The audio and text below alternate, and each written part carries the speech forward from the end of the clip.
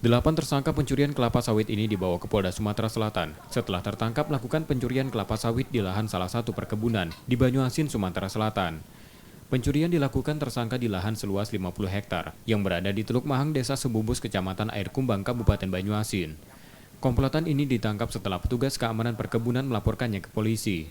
Petugas keamanan perkebunan sempat melihat para tersangka melakukan pencurian kelapa sawit. Namun karena para tersangka melawan dengan menodongkan senjata tajam, petugas keamanan perkebunan melaporkannya ke polisi. Dari tangan tersangka, polisi menyita kelapa sawit seberat 6 ton dalam truk, 1 mobil bak terbuka, 2 motor dan peralatan untuk memetik kelapa sawit. Hasil pencurian itu rencananya akan dijual tersangka keluar Sumatera Selatan. Ternyata pelaku lagi melakukan kegiatan sebanyak 15 orang dan yang dapat diamankan saat ini ada 8 orang.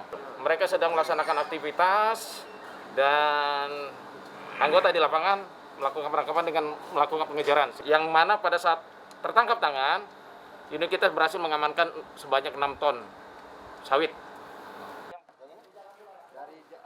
Pencurian kelapa sawit sering dilakukan komplotan ini, yang kini ditahan di tahanan Polda Sumsel untuk proses hukumnya. Reski Oktora, Muklas Diferensial, Kompas TV, Palembang, Sumatera Selatan.